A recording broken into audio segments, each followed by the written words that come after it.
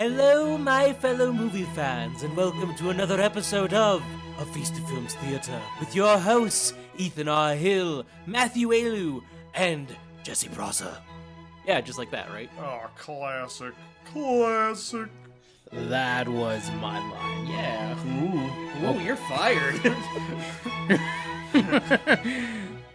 Hello, my fellow movie fans, and welcome to another episode of A Feast of Films. I am your host, Jesse R. Prosser, and with me is... Jesse R. Prosser? You're stealing the R from me now? I've had the R in my name for a long time. You've never had it in this or anywhere before. It's part of your name. I'm not saying otherwise. It's on my... Oh, wait, it's not on my YouTube channel. No, it's not. Anyway, we'll work on your intro. Don't worry. Hi, Ethan R. Hill here, and Matt, you're also here with us, Hi, too? Matt R. Ayalew here. Darn it, Matt! What's going on? What's going on, people? Matt, We're what all is your artists middle today. initial? What's your middle initial? Like, what's your middle name? Reginald. No, like, what's it actually? I feel like you've told me. I feel like you've Reginald. told me on this podcast. You know what the R stands for, right? Oh, yeah. The ladies like that one. Oh, my God. Little Gibbertar. Oh, Clementine. You know, one time the beaver bit my nipple right off, man. Crazy. Crazy stuff, man. Well, this is going off the rails already. That's what happens when you do a mediocre intro. How dare you. Dude, you have to control everything when you're hosting this show because it gets off hook real quick. Like, Yeah, you gotta... if you're not coming in Yeah, forcefully, I could we're see. like, free at last! Yeah! There ain't I'm gonna leave that alone. There I ain't can see- no strings on me. I could see how it would be very difficult when there's only one other person in the room to keep it under control. I've kept the two of you under control several times. Oh, okay. Welcome, As you- everybody. Yeah, welcome to Feast of Films that hopefully won't be hosted terribly in the future. Yes, it's true. This is my first official time hosting, and Don't worry, ladies and gentlemen, it's his first time. He's just nervous. as it were, there is no plan. Performance So, issues, it happens. Yeah, performance anxiety. This happens to everybody. It's okay. Christ You're fine. Almighty, I don't need this crap. This happens to all men. I don't need this crap from you guys. Don't worry, we're Ethan, we're just Prosser raising alone. expectations. Yeah, Prosser Matt. Yeah, alone. leave him alone. Ethan. Yeah, you too, Matt. I love Prosser. He's my best friend. Yeah, We've been that's friends Hey. for like 25 years, so. That hurts, man. That hurts. right. I've known this man for 2 years, and I've never doubted him once. I've There we known go. this man for 14 years, and I've doubted him a few Question mark? We were 16. Almost 15 years. Almost 15. Yeah. It's been a while. Because Matt, you have a birthday coming up in a couple months. Shut up. We're not talking about it. We're not talking about that. I am talk you- still trying to, like, it's so crazy to me that we're at the beginning of November. Like, Halo Infinite, like, for gamers, is a month away, which is nuts because we've been waiting for this game for 6 damn years. It's also excited. equally crazy, if not more crazy to me, that in 2 months, it's 2022. And I remember being in 2020, being like, 2021, save us, let's get out of this god-awful year. Then 2021's like, oh, we just got more of the same shit, so enjoy we're that. just, like, we're just getting started. like, oh, But I'll be- the fun is just getting started. You ain't getting off this ride yet, son. No way. But, like, would you guys both agree that the 2 years that have passed since, like, the pandemic and stuff started, like, it feels like it's been a lot longer. Oh, yeah. Like, it feels like it's been This- way longer than this- just it 2 feels years. like This- it's been longer, but also faster. Like, This it's 2 years, crazy. this 2 years has been the longest decade of my life. Yeah, It does, like, that's honestly, inaccurate. yeah, that's like- a- But like it also sometimes I can't believe like the years go by as quick as they do still sometimes.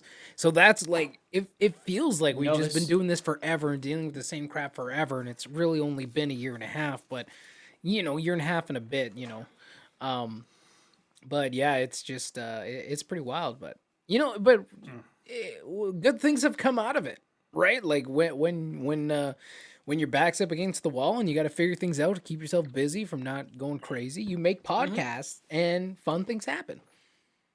Oh, this is one of those good things you were talking about. Oh, like mainly specifically Prosser joining the podcast was the good thing. See, I thought that was the low creation of point. the podcast itself was highly questionable. No, that's at the start, but no. I thought we jumped the shark before we got Prosser off. I'm just the mark of desperation. This far into we're the just show. like we need some new blood in here. We need to spice things up. We need another white guy. That's the problem. Is like we're way too balanced in here. The diversity level is way too high. I have friends I can bring in, but they're mostly white people, and it's like I can bring them in. I got no problem with it, but it's gonna look suspicious if I keep bringing in my friends. And they're all white people. Well, you know what? I could bring all my friends too, and it is still just a bunch of white people. I'm like, yeah. It's good, though. It's good. But we have a fun episode today because we're just gonna be talking about like movie stuff, and which is what we talk about most days, right? But like nothing specific. We're just gonna BS a little bit back and forth. Seeing it's Prosser's first time hosting, we're just gonna keep it casual a little bit today. Oh yes, it has nothing to do with that. We had nothing planned, and we're just going to do this off the cuff. No, absolutely not. No, this was like, listen, this is Prosser's first time hosting. We got to make sure this is simple, and we have to be nice to him. So check mark and check mark. Let's be clear here. You don't have to be nice to me. Me and Matt had this episode scheduled, planned, and had several meetings and discussions talking about this episode way before, and totally didn't miss communicating with each other at all this week until like after the day we normally record. That is not what happened. Not at all. We were in clear communication. No. That would just be ridiculous, and exactly, and very honestly, very unprofessional. So, 100%. Definitely not how we roll here. We're the utmost of professionals here. So. Unlike Prosser, just what a guy. It's true. I bring a chaotic energy that this podcast needs. I agree. I agree with that. Like, I second maybe that. By napping, I guess. I second that. I'm like, God damn, man, this shit gets wild when Prosser's around. It gets off the hook, man. It's crazy. I don't know. He hasn't really helped. I get like, I turn like super black because I just feel like I need to like up the levels here because again the imbalance a little bit. I'm like, man, I just better be extra black today. Like I even brought peanut M&Ms. Not sure how that's a black thing. It's actually a movie. It is now. It is now. I even brought peanut M&Ms. I was shaking them before, man. I was like, yeah, I got my peanut M&Ms. Which is actually like my favorite movie snack. So it's. While I'm doing a movie podcast, I'm like, this is the perfect snack. And I don't know where they came from. They were just in my house. I don't know when my wife picked them up. But I was like, oh, sick. Some peanut M&Ms. I'm going to munch on those. I hope she's not upset. I hope she didn't want any. You can buy more. She was saving those for a special occasion. Yeah, probably. Tomorrow will be like, where the hell are those peanut M&Ms? I'll be like, Prosser ate them. Like, of course. I told him, don't come into my house and eat my peanut M&Ms. He demanded. I guess Max ate them. Our toddler totally ate those. Yes, it was the 2-year-old. Yes. He loves peanut M&Ms. He's also a thief, and he lies. You can't trust him. He's basically Gollum, except for like a baby. The 2-year-old. He lies. Man. That kid. He's a great kid. What are your guys'? I know we talked about this earlier. Ethan and I have, and I'm interested in asking Prosser because he wasn't on the podcast, and the episode we talked about this was a while back, so it wouldn't probably hurt to refresh this question. I told him bluntly, I'm like, if he wants to revisit any of the topics me and you tackled in previous episodes, I'm always down. Perfect. Yeah, I'm always down to talk about more stuff. What's your favorite movie theater snack, man? When you're going to the movie theater, beside popcorn? Popcorn. Like mine's peanut M&Ms. I'm pretty sure we already talked about this, Ethan. Maybe was that one of the debates we had? What's the best one back in the debate days? We debated it briefly, and I can't remember who It was a long time what? ago. I think it was like I think it was the snack. I know one of us think picked so. peanut M&Ms. Yeah, that was definitely me because Was I that- love peanut M&Ms. Was that when I was editing the podcast? Because I legitimately don't remember that. I don't think you were discussion either. editing. That was before you started editing. Even like that was a ways back. long that was time ago. That was when we were in our test phase and we just like switched every 4 weeks. It was like new format. Just trying out new things, having fun. Oh, of course. Yeah. a What's your tough one. favorite? What's your favorite movie theater snack beside popcorn? yeah, 'cause I picked popcorn's still the nachos. king. Yeah, you I did picked nachos. nachos and yeah, you picked yeah. yeah. I was like peanut M&Ms, baby. Nachos are too messy. That's what I can't. said. How are they? No, it's literally they're not even real nachos. It's like two things. Well, then why would you want crab them? and cheese? Yeah, Why like, would you want at them? that Why would you point, be it's not like, worth it. I'm gonna pay movie theater prices for these not real nachos? For these, Because Get they're outta so here. salty and tortilla- so for good. these tortilla chips Bring a that salt I'm going shaker. to dip in a sauce Yeah, and it's so good. without real cheese. It's so good. Oh Jesus! I do love peanut M&Ms, so I'm not even gonna argue that. Yeah, it's a good the choice. peanut M&Ms are okay. What? Wow, get off of this podcast right now. What? But I'm also not like a big M&Ms guy to begin with. Honestly, dude, you're not a big movie. Like when we go to the movie theaters, I Literally, never see you get Give me anything extra. Give me some of that popcorn. You want anything on it? Butter. And, Like- and that's it. That's I've classic seen though. you Yeah. do. I'm like, I've seen you do pretzel bites before. yeah, pretzel bites. I like, but the problem is whenever I get a movie snack that's not popcorn, it's usually so I don't eat the popcorn before the movie starts. Like pretzel bites I've had a number of times, and I enjoy those. But those aren't really like a theater specific thing. Like the pretzel bites are just great at whenever. I would say honestly they do those bags of Kit Kat bars, like the mini Kit Kat bars. You Yeah, I know what you're talking about. Yep. Yeah, Matt gets it. Though, like, if I had to pick one, like just a candy, I would say that would probably be it because Kit Kat bars are my jam, and if I could have it in bag form, even better. You guys ever get the hot dogs at movie theaters? Not bad. I've thought about it because I'm like, They're- listen, they're- they can't be any worse than like 7-Eleven, right? And They're a 7-Eleven step hot above dog 7 things are pretty great. Yeah. So They're a step above 7-Eleven in my opinion. Yeah, not the best hot dogs on the planet. But they're they just get- a good baseline hot dog with like ketchup, mustard, relish, just that kind of thing. But it's They're, yeah. they're a very good simplistic dog. to me, it's just like I don't want extra snacks, just complicating my movie watching experience. I Like, don't know, you eat it before you eat that kind of stuff before the movie starts. but then I'm like, That's like when you haven't eaten supper. Like that's why you got a hot dog there. You don't get it because it's like I want a hot dog with my movie. That's like, man, we're going to a movie. I didn't eat supper. let's eat Better, this thing. better Perfect- eat something perfect with reasoning, yeah. protein. Yeah, eating before the movie, but it's like the people who bring like a full course meal into the fucking theater with them. does that? I don't understand it. hey, Like you, a nice soup and you know what's great when the movie theater brings you the 3-course meal. That's fucking fantastic. That's you're paying for that experience, right? You're going to like the private theater where you actually have a friggin' table and shit. Like that's fine. Okay, yeah, I'll let Actually, you finish. me Then and, I gotta tell you about those VIP theaters.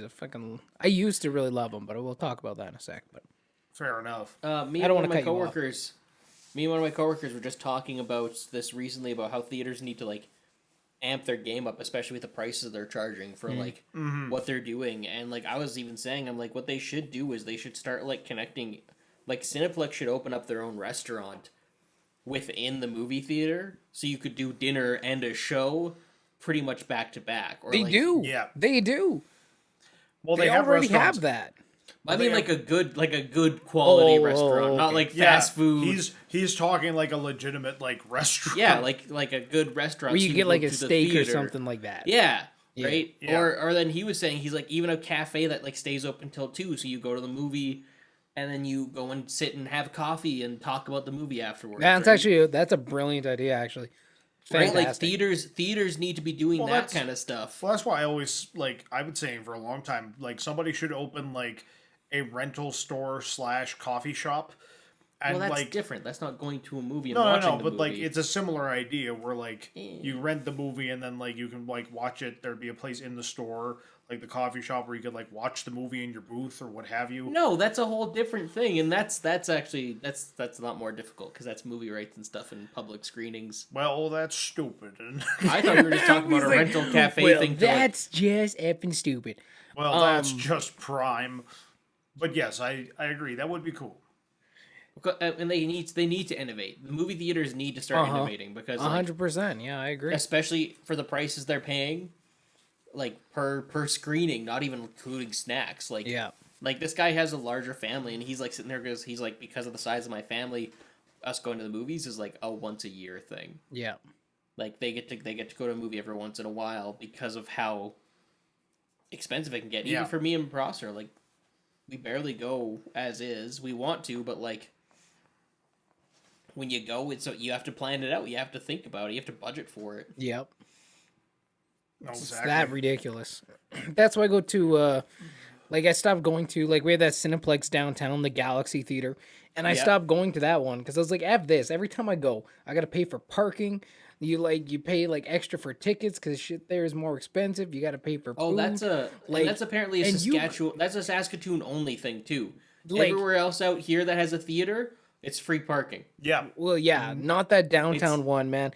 No, That because downtown one is Saskatoon just is city dumb. parking, right? So you Yep. have to pay, and you got to pay for like 3 or 4 hours or whatever. They got rid of the Bull crap, 3-hour right? one. Like, The last time I was there, at least that was a while I ago. But like anyway. made it 2 I and 4. like, and that's exactly why I stopped going. Like, I just didn't find the price, the amount that I was spending just to go to a movie. Is like, nah, I'm gonna go to Landmark, which is literally 3 minutes from my house, right? and free parking, and the prices there are better. And Yep. the food, like the snack sizes, is higher. So it's like, yeah, I'm gonna go to Landmark, and it's just as comfy. Like they do Yep. things just And, as well. I find. Yeah, I think Cineplex can tell I haven't been there in a while because they keep sending me emails being like, "Hey, you know, buddy, we're offering. You remember how many scene points you had?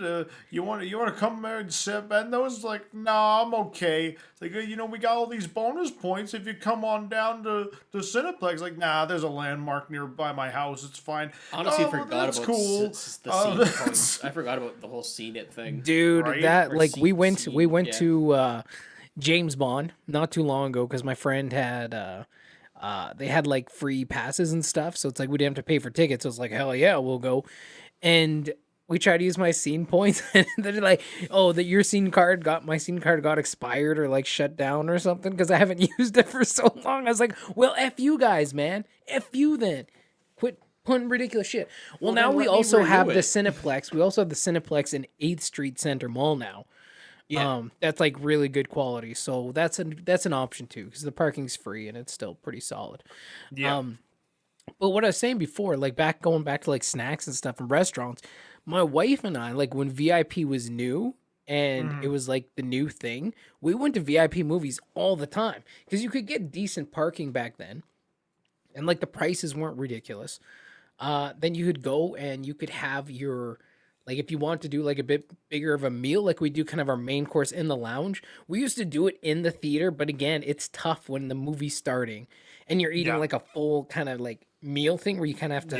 Yeah. Sorry, no, I'm getting that chocolate now. It's starting to make phlegm. Poor choice in podcast snacks. Because it makes it a little bit more difficult during when it's dark. You're trying to eat, pay attention to that and the movie. So we'd eat our main course out in the lounge, go inside and get kind of like finger appetizers, kind of things for like the movie. Make sure we got like freaking sangria, man. Get like the pitcher of sangria. Like, let's go. And it was lit. Like for a long time, it was really good. But then the prices went up. The food quality dropped like a freaking rock. Like a rock. Like the sangria, you got a pitcher of sangria. I had like 5/6 of that pitcher. Let's say that. Like my wife had one glass, I had the rest of the pitcher. And I didn't even get a slight buzz. I was like, is there even alcohol in here? Like that, like so when you water something down so much, like that was my issue. It's like we're just paying more and more money. The food quality's dropping more and more. Parking's going up.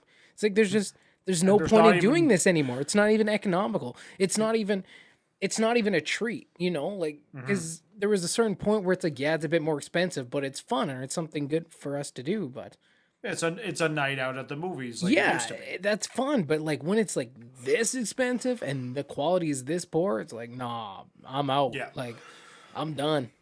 I'm done. Also, another great tip that I got from a different movie podcast. If you're going on a first date, don't go to dinner and a movie. Go to a movie and a dinner. Yeah, because you can talk about the movie. Exactly. So you don't just stare at each other awkwardly during the movie part. I thought it was interesting. I was like, great tip. No, that makes I mean, if you're doing things right on your first date, you both aren't watching the movie anyway. Right, Prosser? Well, I am honestly not surprised you guys are single right now. If you could see their screen, guys, you know what I'm talking about. Like, oh, wow.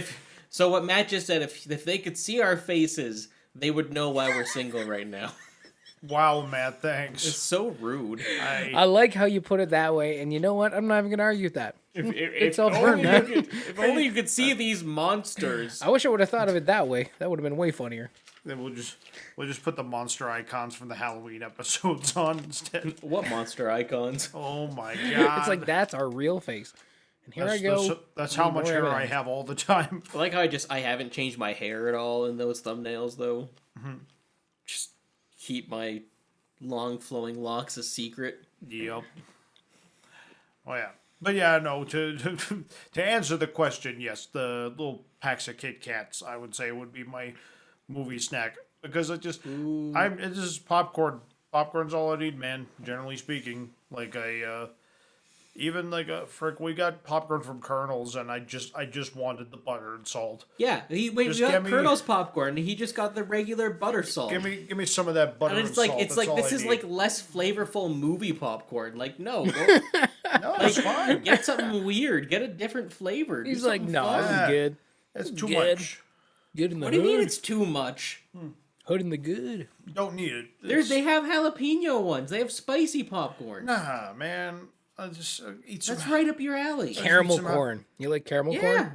Oh no, man! What? Caramel corn? No, it's I too. love wrong with caramel it, corn. right? I don't It's even so good. I don't even like caramel How can apples. you not like? You don't like caramel? What's wrong? I do. I don't Okay, like never mind. caramel. This is why Prosser is single right now. Yeah, because he's the He's most like- boring person in the world. No, I was just saying because he doesn't like caramel apples or caramel corn. He's just on first date, and she's like, "Man, do you love caramel apples?" He's like, "Hate them," and she's like, "Well, I'm out. This guy's a monster. Clearly, this guy's clearly clearly is a a sociopath." sociopath. Like, it's time to leave. You don't like caramel apples? What the hell, man? No, it's because Prosser. What do you get at the carnival? Do you get candy apples? No, it's too much. What do you mean it's too much? It's too much. I get the deep fried root beer or deep fried Coke or whatever. What? And that's not too much. That is the exact At right amount. least the core of the apple is a freaking apple. How do you deep He's fry like, pop? he's like Carefully. he's- No, it's a thing. I like He's deep like- fried Coke. I've he's had like- before. He's like, shit, man. That apple with the caramel on top, that's way too much. Yeah, he but can't yeah, have my that. Dr. It's Pepper the apple. deep fry this shit. It's too much. If they deep fried it, it'd be It's like, fine. how are you supposed to eat that? It's Like an apple. no. It's on a stick and everything. It's like if I just The want, stick confuses him. just give me an apple. Just give me a freaking apple. Just give me an apple. I don't need this caramel crap. I just can't. I can't even. I've killed Matt. This- I don't You see, know. Matt, you understand me now. You're gonna start understanding me now. No, Because, like- I started. Okay, so you get the caramel, popcorn. It's like, oh boy, and then you stick your hand in, and now your hand's sticky because the caramel is sticky, and it's like You have a stick though. no. No, he's talking about that. He's I'm talking, talking about, about the popcorn the now. popcorn. Pay attention. Man. I'm talking about the popcorn because now you go to eat it, and now Yeah, it's sticky. But your hand gets greasy from the popcorn with butter anyway. Not nearly as bad. I disagree. I'd rather have Your hands the- get way more greasy from popcorn than they do sticky from caramel corn. 100%. that Unless is it's like the- fresh caramel, but then your hand's gonna burn off. Oh no, Matt, his hands are always greasy. That's why he doesn't notice. yeah. Yeah, greaser. Oh my gosh. So Matt, but here's the thing. So That was so literally Prosser- that was literally the funniest thing I've heard I haven't laughed like that for a long ass time. He's like, "No, man, this apple with caramel on it, too much, man. But my much. soda, deep fried this shit, like deep fry this liquid. Let me tell you, Well- That's Welcome. good though." deep fried cheesecake. Oh man. Best snack Well, yeah. ever. Listen, I'm not gonna argue about deep fried cheesecake or like deep fried had it. Mars bars, It's stuff so like good. that. That's crazy, had it. right?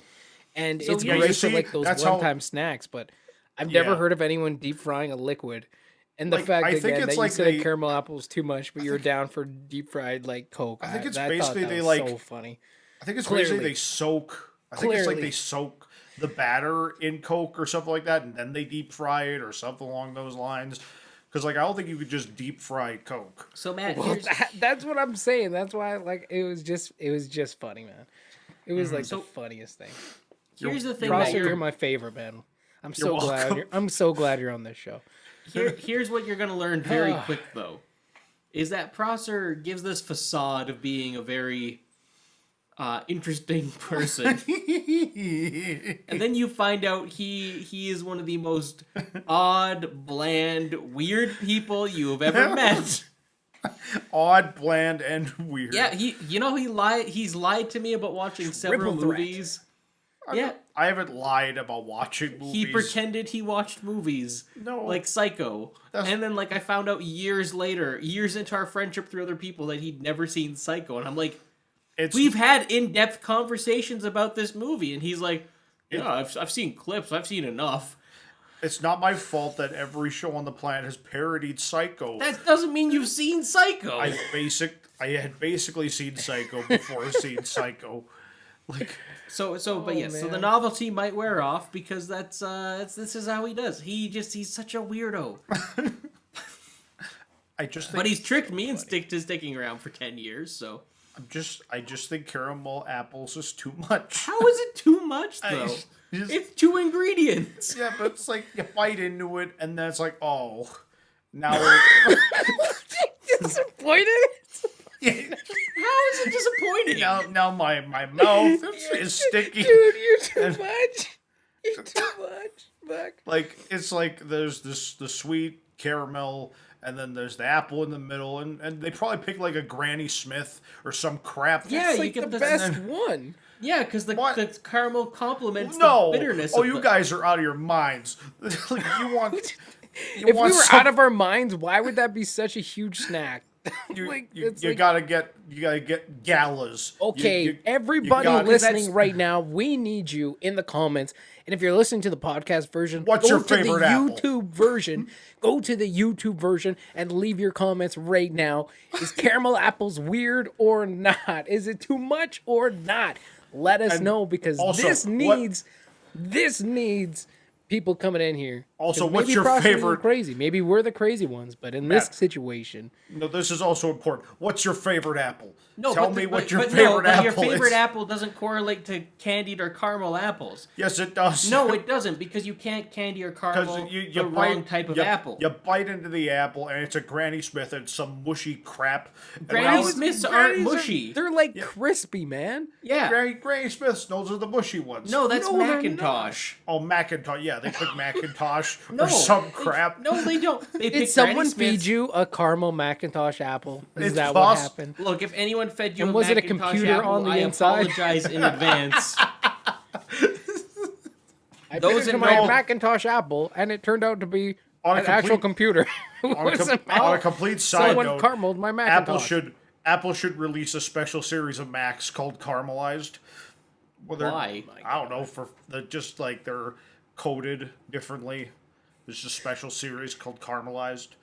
That'd be fun. Or they're just brown or something. Yeah, Like just- a real- They're golden. it's like a really good. Brown, It's like a real poop color brown, like too. Just like That was a bad idea. kind of sparkly. They can You have should that. pitch it. For, See what they happens. can, they can have that for free. Just Throw like, apples at them, and I mean the computers. good. Honestly, like- though, if we're talking about apples, I would say Granny Smith. Like I love Granny Smiths. I love the sour, bitter. Gala I Gala like apples are crispness my of favorite. them. Love them. I like Granny Smith for cooking, for baking and stuff like that for Yeah. the caramel apples because the bitterness mixed with like when it's mixed with like the brown sugar and stuff like that, really activates that the flavors, and it's just really good. Really activates the bullshit. Galas are really good, but if they go bad, they go bad. And same thing with like Red Deliciouses also are like the same things. Yeah. Fuji apples are pretty good. All right. Spartans, pretty good. Crab apples are quite delightful. Yep, right from the tree. Yeah, Best man. way. And every once in a while, I do like a Macintosh apple, but not a full. You Yeah, know, like, you I don't- big bags from like Yeah. the grocery store. By the time Yeah. I have like 2, I'm just like, Yeah, like I don't want these anymore.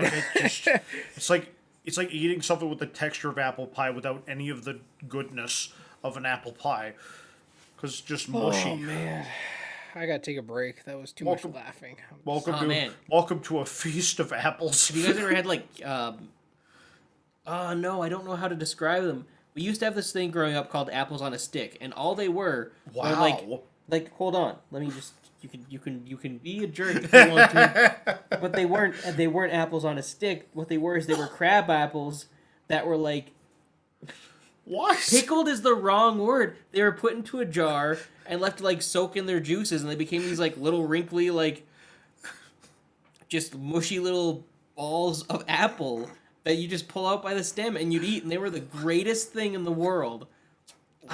Yeah, no, this is a thing we had growing up. Are you sure this wasn't a dream? No, this is a real thing. It's like these wrinkly apples in a I will jar. fully admit they looked like testicles. I will was fully gonna admit. say- I You didn't came want to from go BC there. though, right?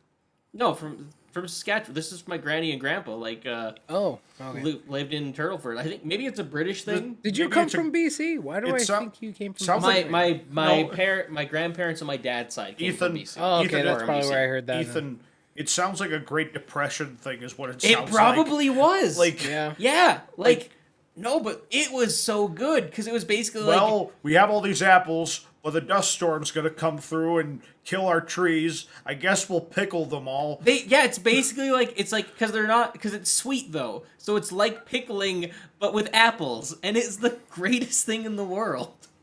Like, Because and there was basically there's the apple juice in there too that you could drink.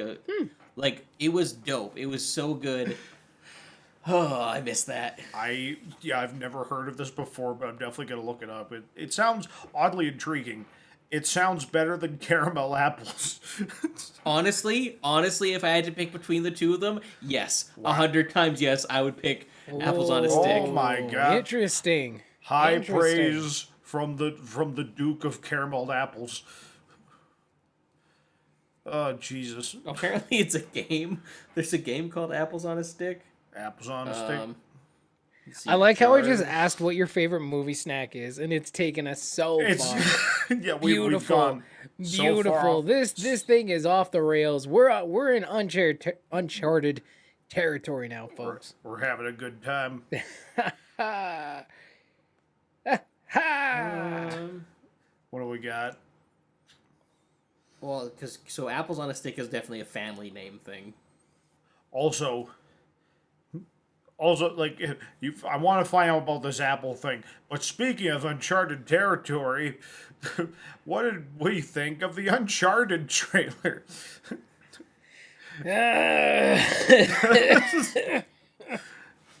You know what? I am very lukewarm on it. I didn't absolutely hate it, but I did not anywhere near love it. I just thought it's just. I don't think it's a very good trailer, just as a trailer itself, put together. Because what's a trailer's job, right? To raise that excitement level.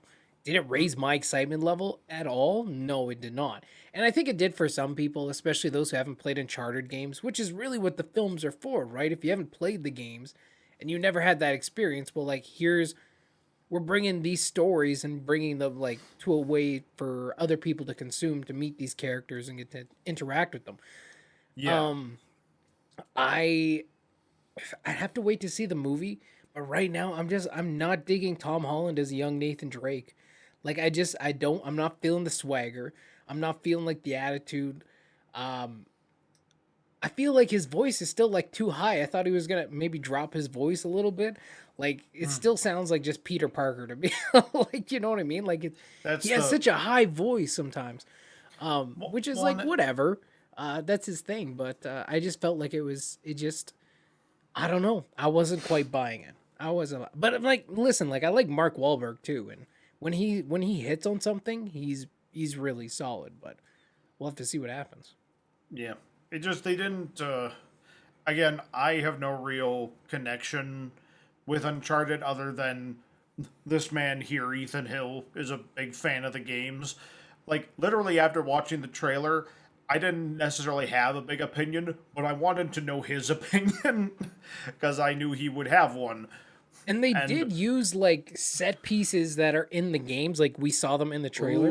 So I'm assuming they're gonna reference, which is what these video game movies do all the time, right? And They I take hate like it. they take set pieces that have already happened in the game. They're like, oh, remember this? This happened in the game once. Now it's in the movie, but like totally different context and whatnot. Yeah. So And worse.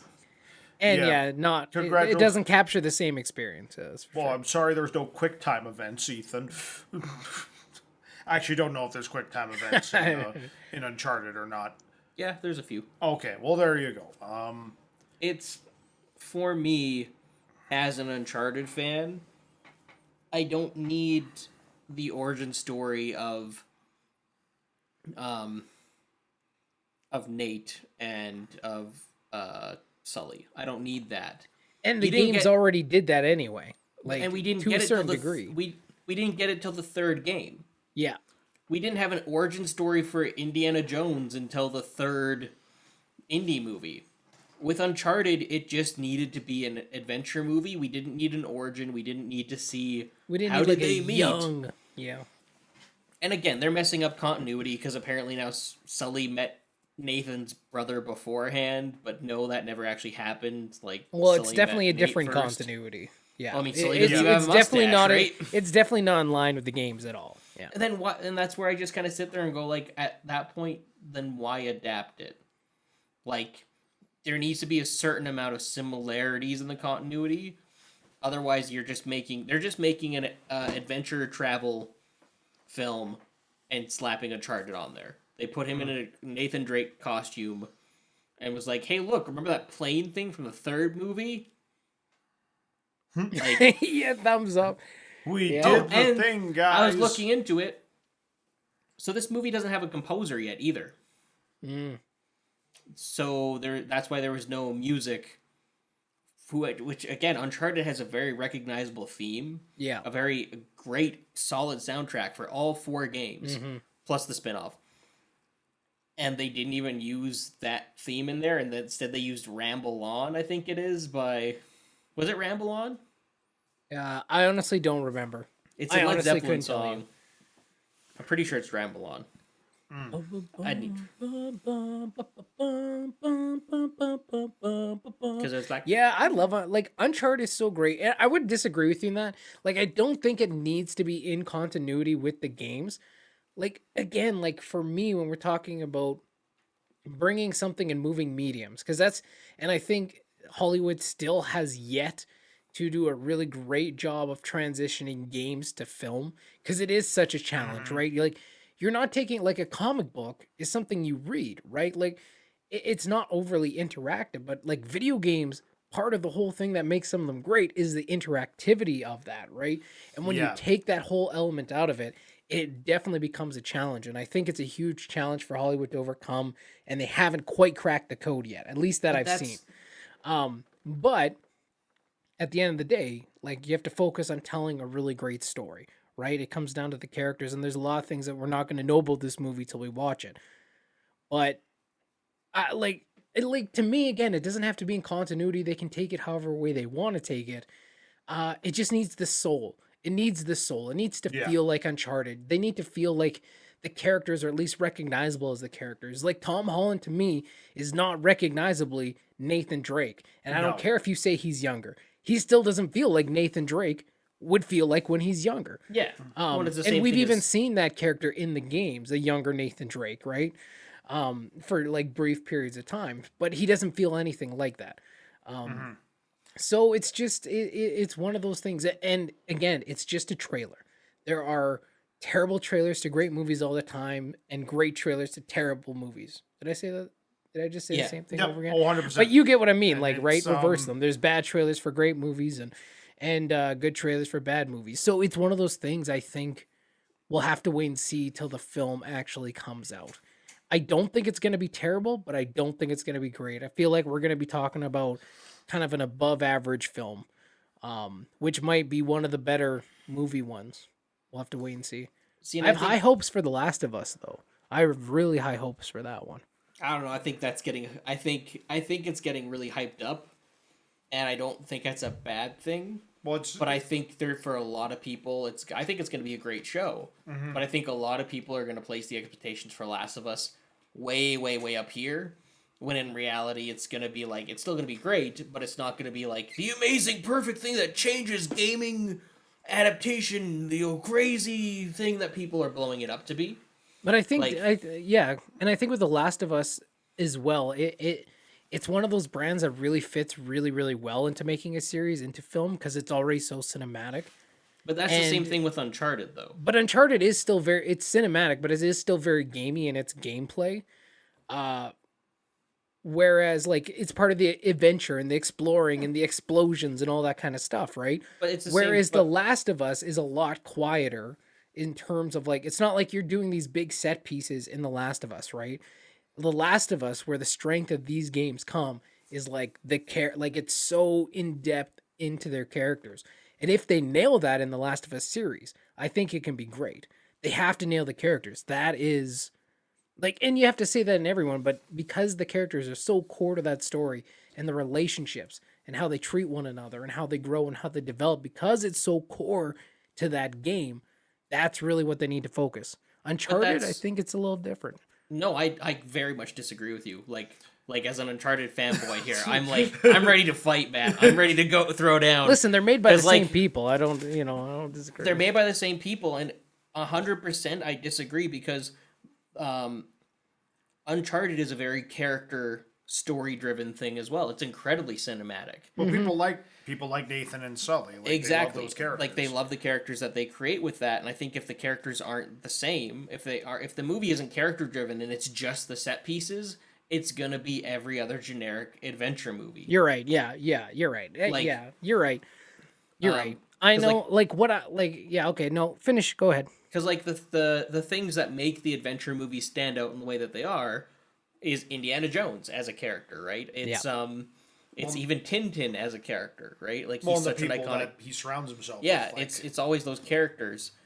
That's where like I don't think the Tomb Raider has ever really succeeded as well as they want because they're again focused too much on making it look like the video game and not enough about making Laura Croft that compelling character that she can be. I'm trying to think of other adventure movies, but a lot of them kind of fall by the wayside because it's like oh, the Mummy.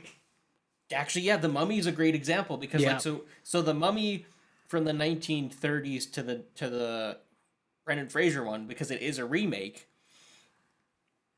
All the same beats and the same plot points are there in that original one, but the characters are so forgettable, including Imhotep, Yeah. that Well, it's just basically they just remade Dracula. with Boris Karloff. Yes. So it's iconic in its imagery, but that's where it kind of ends. But then you look at the Brendan Fraser one and look at all the characters they have in that and how much those characters stand out and shine. Immediately, just like that makes that adventure that you want to go on that adventure with them. Actually, Lord of the Rings is another technically adventure. It's a different globe, but it's a globe-trotting film series when you think about it. But it's because we're connected to the characters. Yeah. And that's where I think this movie seems so generic with how they're executing those characters that even as a fan who's like been around these characters for 4 games, I'm not going to feel connected to them because they don't feel like the characters that I know. And that's the dangers of adapting stuff like that is like especially with video games because it's a visual medium. Like, I think that's one of the reasons the Mario movie didn't work. Aside from it being terrible, no one looked like their character. like at all. I You're don't know, right. Bob Hoskins looked a lot like No, he did not in the And slightest. and when you think about it too, like because you spend so many more hours with them in the game, it's like you're just so aware of who these characters are. It's not Exactly. like we're comic books, like there's always up to interpretation, right? Everyone's Tony Stark, if you're reading it, might sound a little different in everyone's head, or you know what I mean? Like, but in video games, it's like we're all getting the same experience and we really, really understand these characters. Well, I it's- misspoke on that because I wasn't trying to say the characters weren't important. I realize that is what I said when I reflect on what I was saying. Yeah. I misspoke. I'm not trying to say they're not important. What I'm trying to say is a Last of Us might be easier to adapt because the game itself is so focused like purely on the characters a lot. Like there isn't a lot of the big explosion set pieces. Whereas Uncharted is going to be more difficult because Hollywood gets distracted by the big the big explosions and set action. pieces and don't focus on the characters. That's what I was trying to say. I wasn't trying to say characters aren't important in Uncharted because that's not true.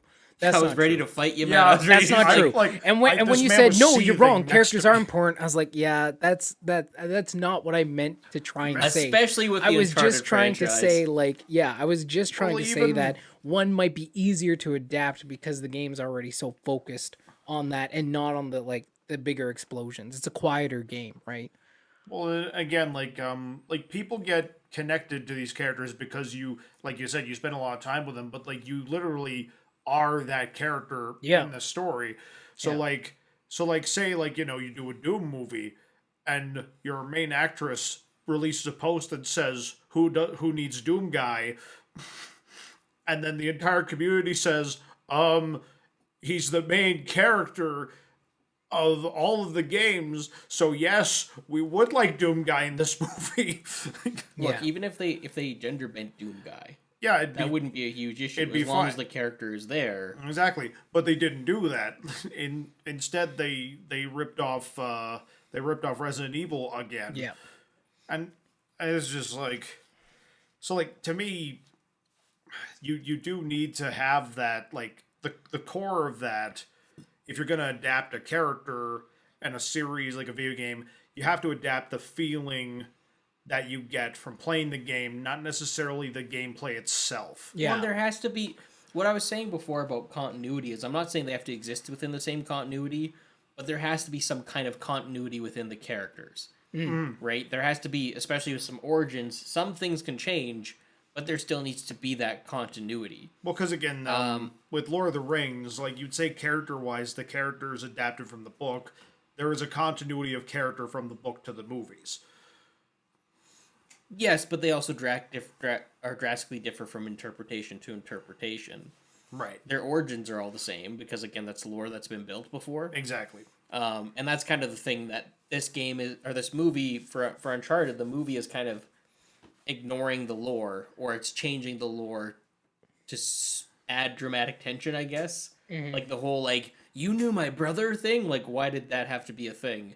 And also they're aging up the meeting of Nathan and Sully. It's like they met each other and then go on this journey. And that's not what happened. They met when Nathan was a young pickpocket, and Sully. The thing is, it's so core to Nathan's journey as a person because, like, I'm just playing Uncharted 3 right now, so I get to Yeah, yeah, it's yeah. all over again. But like, Yeah. literally, when they meet, you find out why Nathan is a treasure hunter. You know, because like Sully's trying to get some stuff that belonged to Nathan's ancestor, Francis Drake, that was a big explorer and all this, and this treasure hunter guy, and it runs in his family, and Sully's trying to get that for someone else, and then Nathan's trying to steal it too, and then Sully saves him, and that's how they bond. Like, it's such an important part of their origin story to just have them meet in a bar. Seems random, and he's It- already yeah. he's already old enough to And they're just gonna go on this adventure now. And yeah, it's and that Sully Nathan relationship is so core to how, again, like you said, how Nathan develops as he goes forward as a character, because he does meet him at he's a pretty young kid when he meets Sully. You know what I mean? Like Sully ends up helping raise he's him. not fully capable by any means. Like he can do some things, but it's like he ain't a grown man. Whereas like the Tom Holland thing, it's clearly aged up, and it's like that foundational formation of the character, right? It's gonna be adjusted and shifted because of the time when they met. As the games progress, you realize how much of a father-son relationship that Sully and Nate have. Yeah. Like, in the first game, you don't feel that. You're like, oh, they're just two guys who work together. Cool. Right? And so that's kind of where this feels like... This feels like someone just played the first game and was like, oh, yeah, that's... Okay, cool. This is what their relationship is. And someone also played the third game, or at least watched the trailer, because they're like falling out of a plane. But then also the fourth game, because brother. Yeah, yep, like, brother, and that's the thing, and it's this really weird... But you gotta set up for the next movie, and what's this weird thing where basically it's like it just feels forced, and it feels like I'm not gonna find it. Me and my buddy were talking about this because he's the one who got me into Uncharted, and me and him talked about it, and we basically both feel the same way, where it just feels like they're just taking pieces of the Uncharted games, throwing them in here and saying like, oh, we don't know what the characters are, so meh. And it's like that hurts. Like, that as an Uncharted fan, it's like, okay, but like, you have the blueprint.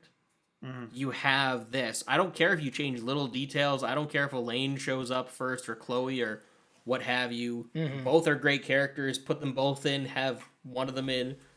I don't care. If they want to change how those meetings happen, cool.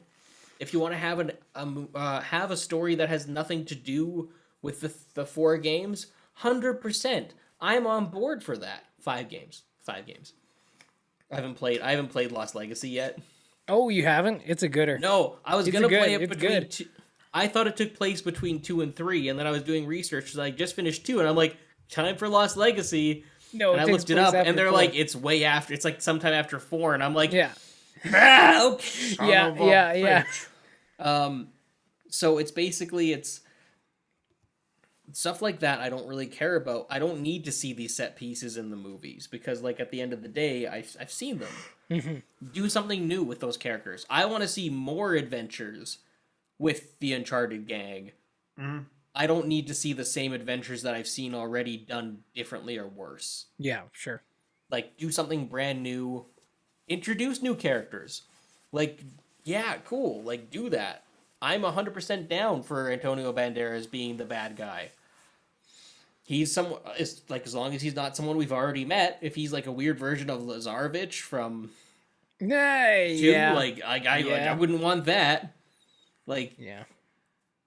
Like, I'm on board for the adventure. I'm not on board for what they're doing with the characters. Mm-hmm. And that bums me out because the characters are so important to me. Mm-hmm. Yeah. It's an important thing. Like, I didn't need wet t-shirt scene with Nathan Drake. I didn't need that. Well, because, like, Nathan Drake's not exactly, like, they never portray him as, like, a sex symbol character. He's kind of a schlub at the end of the day. Kind of like, he's capable, but he's a guy. You know? Again, he's Indiana Jones. Mm-hmm. When you meet Indy in that first film, he's just a guy. He's just an archaeologist who's lucky. Yeah. Well, because, like, and that opening scene sets it up perfectly, because at first you're like, oh yeah, this guy, he's calm, cool, collected, he's got it all figured out, he's gonna get this thing, it's like, oh. And then he sets down the wrong. Yep. And then he just gets out by the seat of his pants, like, barely makes it out. If only you spoke Avitos. And then he gets in that he's running for his life, screaming. Jock, start the plane! Start the plane, Jock! Yeah. And then finally he gets in the plane. There's a snake. He's freaking the hell out. I hate snakes, Jock. I hate them. Like, and then you get the full range of who that guy is. No, but you don't though. Until you go to the school. Oh. And then you meet him as a professor. You're like, wait, this is the same guy? And you have this whole, like, extra 10 minutes of learning that he's also a nerd. Mm-hmm. So you have this weird thing of, like, you get to learn that about the characters, that he's a badass and a nerd. But And also sometimes he's just a guy who's in way over his head. Like, and that's also Nathan Drake to the core, but they're so different characters. yeah, They're similar but different. because Nathan's like a wisecracker. But More so. But Nathan Drake is also he's a nerd. But he's also capable of fighting and taking care of himself, but he's not like jacked or anything like that. Uh-huh. He just knows how to throw a punch. Exactly. And like and you get to know that over the games with him. You get to because you do the puzzle solving with him. You do the shooter stuff with him. Like there's ranges to that character, and at no point was I like, sexy Nathan Drake. Yes. Yeah. I mean, I like, again, I haven't seen the whole movie. I haven't seen Tom Holland's audition tape. I just like, Tom Holland to me just doesn't feel like Nathan Drake. You know, like I think he's an okay Peter Parker. Doesn't really feel like Nathan Drake. I don't know. Yeah, like, We'll again, have to wait and if it see. was specifically they were doing, like, a young Nathan Drake, then sure. But, like, they're doing Nathan Drake. Set this between Well, Uncharted. it's supposed to be like a young Nathan Drake, right? Like that is But the that's- point. So that's But the he's thing. just, but it's not like he's 12. He's Set just this early between- 20s, right? Set this between Uncharted 3 and Uncharted 1. So it's an adventure somewhere in there. Cool. But then you still follow that established continuity. You still have that. You don't have them meeting for the first time. Like, why? And like, but that's And where for God's sakes, give Mark Wahlberg the damn mustache. right? Like, it's weird. Because Sully doesn't have a mustache. Because he's just Mark Wahlberg. Like, Yeah, I don't, that's true, yeah. like, he doesn't feel like Sully. And like, and that's kind of the weird thing with it in general is just like, it's this weird thing where cinema's at now, and like, I low key blame the MCU for it, but I also just blame superhero films in general now for it, where it's like, there's this incessant need to show origin stories to everything.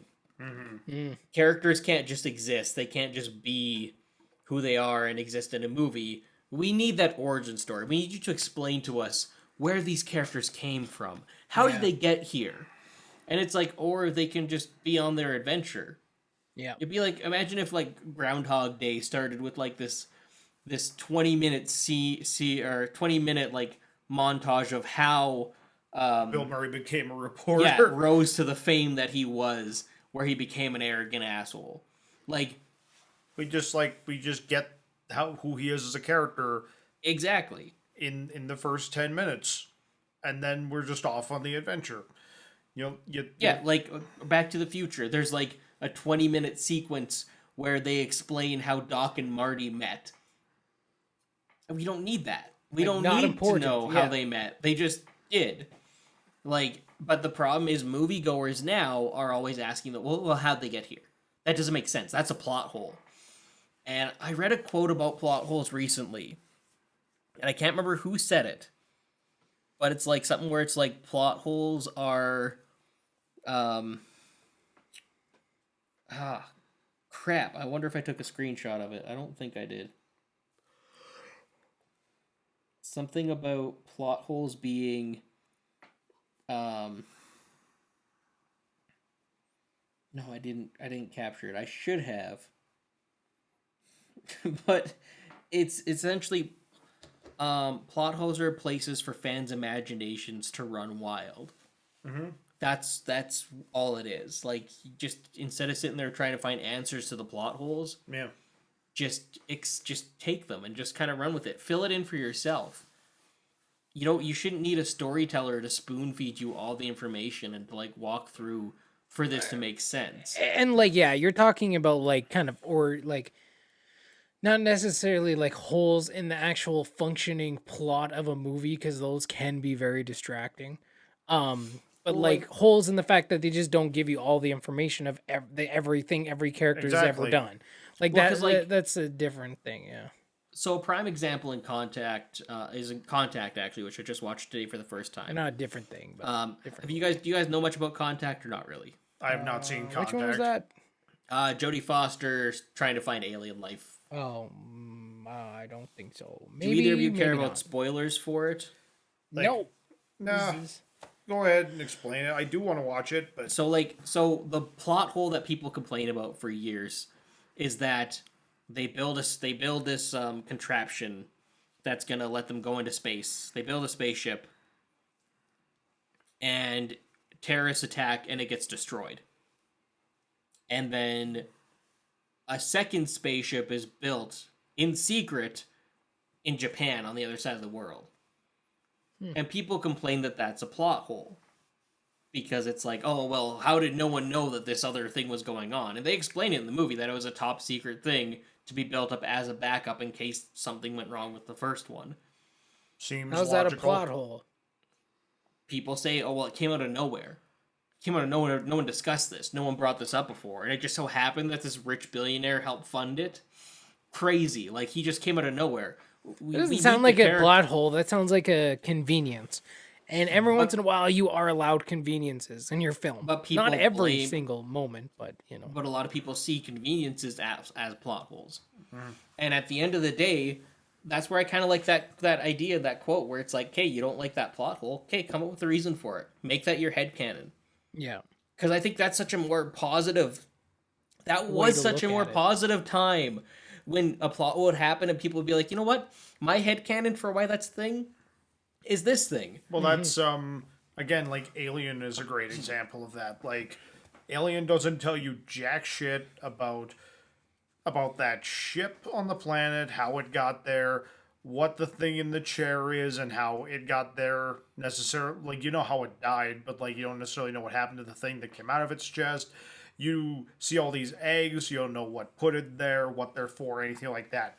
Doesn't tell you jack shit about those things. You're just there to speculate about it. And from that speculation, you got a lot of expanded stories, comic books, novels, things like that. And then eventually you got Prometheus and things. Which was the biggest disappointment. But could have been worse. and it was. Then Covenant happened. I like Prometheus, but anyway, Just do a whole podcast on the Alien films one day. I'd love to. That'd be amazing. But no, it's like, if people in 1979 were just like, I don't get it. What was with that spaceship? What was that alien? Where did it come from? They thought that, like, instead of being like, oh man, this is a really intense movie and I threw up when that thing came out of the guy's chest, like, we wouldn't have a whole franchise now. It would just be a movie that people complained about these things that happen in the story. Well, and I think that comes down to it's kind of where audiences are now. Because audiences, again, with the way people view movies, and it drives me bonkers, is that if people know things about movies or see movies, they're somehow smart. I know movie trivia. I'm a smart person now. You know exactly what I'm talking about, right? Yeah. Yeah, where it's like, I'm the smartest person in the room because I've seen all these movies. Dude, that's not just And a it's movie like- fan thing. That's like an internet society thing, right? And Like, I everyone's hate an it. expert about everything. Like, listen, we're doing a podcast, but like, listen, everyone, anything I say is my own opinion, and Oh, like, yeah. I do nowhere near claim to be an expert. I don't about- claim- and yeah. you've probably, if you've listened to this podcast for more than 2 episodes, you've figured that out, that I'm a bloody idiot. So it doesn't really matter what the hell I say. It's just, you know, No, and that's exactly it. And like at the end of the day, that's it my doesn't position. just because we like movies and we're passionate about them doesn't mean that we think we're smarter because of it. In fact, if anything, I think the three of us are like, we're dumber because of it. Yeah, maybe. I could have But, like, accomplished so much in my I life. am a genius when it I comes know. to caramel apples, though. Prosser. Apparently, that's just knowing whether they're good or not. Yeah, which apparently isn't common sense. Prosser. But How dare you? I know, like it's crazy to me that nowadays you need to have that explanation. Everything needs a bunch of backstory and explanation, and things can't just be in movies. Yeah. I'm not saying they need to come out of nowhere, but I'm saying you don't need to explain every little detail, but the way audiences demand it is they need to be spoon-fed that information. And my theory in that is because if they don't have those things, they can't be the smartest people in the room. If they don't have those answers, Yeah, well, then maybe. they can't sit there and say, well, no, I know everything about this movie. I know everything about this topic. Because sometimes there aren't answers, sometimes that's just how it was, How am I supposed to make a Watch Mojo video out of this? and that's exactly it. And like that's the problem. And at the end of the day, like it was such a more pure thing when it was like, oh, well, my headcanon for this, and you'd share your ideas for movies versus arguing about whether or not something is canon, whether or not Yeah. this or that is that thing. Like, Sure. Because Yeah. again, the discussions people must have had about like the Clone Wars and like what happened between Darth Vader and Obi-Wan and like what people thought those things were before the prequels came out would have been probably really interesting discussions to hear, you know? well, even thinking back to like, honestly, us in high school, or even like us in the first few years of college and stuff like that. Those were the kind of conversations we had, even like 10 years ago and stuff like that. Like where we'd be like again, this phenomenon to me is like it's been going on for a while, but like it's really blown up in the last like 5 or 6 years. It feels, Yeah, for sure. and For sure. I remember there being a purity of like just discussing radical ideas of like Well, yeah, and like you- crazy and- crazy and- theories of how and you things can't could work. you can't do that, and you can't say like, oh, I like this movie, but I dislike this part. Like there's no middle ground anymore either, right? It's either this movie's the best movie ever made or it's the biggest piece of crap ever. Like so Yeah. many people come with that attitude, and it's like, listen, I can like a movie and dislike various parts of it. I can Oh, yeah. dislike a movie but still see its positive ends. Like nothing is just I hate it all or I love it all. There's feel some like that's movies gonna that you be- can hate it all, but those has gotta Yes. be that's some special crap. But maybe I feel like- you might even like those movies because it's so bad. I feel like that's the gonna thing, be next right? week. That's gonna be next week for us when we talk about Rise of Skywalkers. I'm gonna be like, I liked the movie, but I didn't like these parts, and you're gonna be like, I didn't like the movie, but I liked these parts, And we're that's gonna be exactly on it, opposite, right? We're gonna be on opposite ends of the we're spectrum. both in the middle, but on the like kind of Opposite opposite ends of that, sides. yeah. It's like not The even balance. opposites. We're slightly over the line between like and dislike. I think. Yeah, we're 'cause, like- both right there. It's But one you- I'm definitely gonna need to rewatch before we talk about it. Like, Unfortunately, me too. Which is I'm not overly hyped about that, but Maybe you'll love it this time. probably not. he's tried a few Probably times. not. He's I've tried seen it- more than me. Yeah, yeah, I've watched it once, but like now, if you want to talk about conveniences, that's a movie full of conveniences. right? 100%. I And won't that even movie argue takes that. conveniences to like a whole nother level of like this is too many conveniences, right? Why like you're does the allowed ancient- one or maybe two, but when like every plot in your every point in your movie is a convenience, it's like Why bruh. does the when ancient there's like Sith four knife, conveniences within 5 minutes, it's like bruh. the ancient Sith knife that folds out in the exact shape of the Of fallen Death Death Star Star from rubble. only a couple decades ago and lines up with where the cockpit is. What? Like, and Yep. you would have to What? be standing in the exact right spot to use that. If they were like 30 steps to the left, it wouldn't work. You would No. have to be in the exact right angle to get all those things to line up, right? But the And that's force was a what- premonition. And something like that is not only a convenience, but it is a plot hole because it doesn't make sense with what you've been told. They're Makes like no ancient Sith goddamn- knife, but they're like 30-year-old Death Star wreckage. Oh, they match. It's a Pathfinder map. It's like, no, that's a plot hole because what you Oh, yeah. told me about it already and what it actually is, those things don't match. Like that's a hole where your Makes no plot isn't coming goddamn together, sense. right? Like, and that's that's a Also- bad plot hole. That's not like we just didn't tell you everything. That's just Yeah. we told you shit and then we changed our mind halfway through for some reason. And now it does other things. Like, cool, Mm-hmm. man. And now everyone knows Sith all of a sudden. Why does everyone know what the Sith are? Everyone's like, what are the Jedi? What's a This Jedi? rare ancient race. And they're like, oh yeah, no, everybody fucking speaks Sith. Everyone knows what a Sith is. It's like, this makes no sense. Well, that's the thing. Like in the prequel era, they were like almost a myth aside from the Jedi, and then like by the time you get to the original trilogy era, no, the word Sith is not uttered by It's a not single used at person. anybody. So like, Well, it's not like uh, Emperor Palpatine's walking around like I'm an evil wait. Sith. You know what I mean? Like Yeah, the Sith wasn't really talked Wait, about at all till the until prequels. which there's actually a recent deleted scene in that like first scene with all of the generals on the Death Star, one of the characters does refer to Vader as a Sith Lord, but that scene was cut from the movie.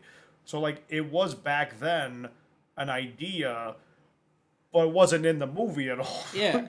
So really, it like nobody. By the time you get to like the sequel era, nobody should know what the fuck the Sith are. That's what I'm saying. Like, they were already ancient by the time the prequels came around. Obviously, it was not announced openly to the public, what the Sith were. And again, there was only two of them. There's only two of the homies. It's not like they had a whole thing. But then once you get to the sequel, at the end of the sequel, it's like, oh yeah, everyone knows 3PO was even programmed with Sith. Like, yes. Well, honestly, that's always been a weird thing that kind of wigged me out with, like, and this is the extra mythos too, where it's like, the Sith, there can only be two, but there's also Sith acolytes, and that's okay. And it's like, and then there's the Inquisitors who are like, they're not Sith, but they work for the Vader, and then there's the Night Sisters who like draw their power from the dark side. There's for sure bending of the rules at the very least, right? Well, you say what I said is true from a certain point of view. You are this again. Am I Sith? You are kind of Sith. Is that because is that okay? Darth not Maul, officially, but kinda. Because Darth Maul's not dead, so like he's not a Sith anymore. Just because. Yeah, no, he got kicked out. He's out of the club, man. You get cut in half, you're out of the club, bro. It's a very exclusive club. It is very exclusive, yeah. Because Darth Bane murdered a bunch of people and was like, you're either going to follow me or I'm going to make a rule of one. And that's the bottom line. And I feel like out of all the groups that would not follow rules, the Sith would be that group. But okay. Which is kind of the point, I guess, but Yeah, they're pretty committed to that, but... Yeah, there's only two of us, but I got about 5 other apprentices in the wings over here. Yeah, exactly. Don't tell anyone, though. I'm Wayne, man. Secret apprentices. And I mean, we'll talk more about that next week. But yeah, like that's a perfect example of conveniences and negative plot holes that are fill up that whole movie. Yep. And those are things people can be annoyed about because it's like, listen, the nice thing about creating fiction, whether you're doing novels or games or movies, you get to create the rules of your universe. The only thing is, once you create them, you have to follow them. When you start breaking your own damn rules, now like chaos reigns, man. Like there's going to be problems. It's the old adage, like you need to establish your rules, you need to follow your rules, and once you have your rules like well hardcore established, then you can break them at your leisure because you already have things established. So if you're going to break them, you have to have a reason why. Well, that's what I mean. Like, right, you can't just you can't be like, wow, this is how ships work. And then like the next scene, like, no, this is not, like, we're just going to change that. And out of nowhere. You know what I mean? Like you have to follow the rules of your universe. Unless, again, maybe a specific threat has learned how to change the rules or do something differently, right? Yeah, like establish your rules. Know the rules so well that you can break them however you want and still not break your universe. That's where it comes down to. Because if you stick to your rules too much, then your storytelling becomes too rigid. But if you break your rules of your universe, then it all starts to fall apart. It's it's got to be very calculated, and it has to be very few. Because I wouldn't say your storytelling becomes too rigid. I think it just gives it a sense of verisimilitude, right? Like reality. Because like even in our lives, there's a sense of, it's not like I can just float away right now, right? Like there's laws of gravity. There's rules we all abide to in the actual reality we live. So it makes sense for our characters. It creates a sense of reality of their world when there are things that they just, like, what if a Jedi just like flew off like Superman? You'd be like, bro. Like you can jump high, fair enough. But like if you were just like, it's like, again, man, it's half the reason I what? What? No, that would be my reaction to that. Yeah. I saw you look at your window. I'm like, what happened, Matt? What's going on? Oh my god! It's another moose. There's a moose on the loose. Again, man, it's half the reason. Half the issues I have with Endgame is the fact of that they tried to set up rules for themselves and then break those rules without understanding what those rules were. Oh, like the whole time thing was like a total and they're still trying to fix it. They're still trying to fix it, and they're not doing a good job. Like we said, the writing and the directors like didn't even agree. like the writers and the directors couldn't even like they just no one has a solid sense of that, and that's a And now problem they're because they trying need to set up foundational rules and to stick with them. And now they're Break trying to them later. explain it away by multiverses, but then their multiverse rules aren't making sense either, and things are just confusing now. It's very bad. Like I would say Like- anything to do with time travel, multiverses right now is still very confusing. Well, and and also It's not very clear. To me, it's also become kind of the hot button thing for the big franchises Superheroes to is do right now. Yeah. It's like, oh, we got to do multiverses and time travel, and it's like, no, we don't. No, we don't, guys. We really don't. Like, none of the multiverse storylines are ever the good ones from the comics. Like, we don't need to bring multiverses and stuff into the movies. That's not going to be where your successful stories are. Like They're just using every it as now a and business, again- like a narrative plot hole to like bring other properties over usually. Or Oh, yeah. resurrect older ones, right? And it's not going to be good storytelling, though. It's just not. Like, and that's the crappy thing about it. Because generally most of the time when you're doing a multiverse thing, there's only a handful of things you can do. One of those things is like, again, like you said, bring back something from an older version of the property and essentially make it canon again. Or you're doing something so drastic that you're like, oh, like it's something like an Injustice where it's like, oh, and now Superman's a bad guy in this universe. It's like, okay, it works for a game, not for a movie, apparently. And that's where it just, I don't know. When it comes to that kind of stuff, I'm taking everything with a grain of salt at this point, and I'm being kind of selective about what I spend my money on and spend my time watching. Yeah, for sure. Any Is other that questions? the end of an episode? Any other questions? Hmm? Any other questions? Movie thoughts? Or we good? Well, I guess like I have a question that could be fun, depending. If you could, this is going back to the Uncharted thing where we're talking about the casting of the main characters. Like, if you were in charge of casting the main character for a movie adaptation of one of your favorite video games, who would you cast as that character? That's a good question. That's not a bad question. That's not a fair question for me. Because you know who you would cast. I only play like 4 video games. Yeah, well, see, it's a multi-parter because it's like number 1, what's your favorite video game? Number 2, who's your favorite character out of your favorite video game? And then like, what actor out of all the world are you gonna pick? That's loaded. Oh yeah, there's a lot of layers to it. Yeah, there is. Let me think about this. Something I'll probably stick around something more recent.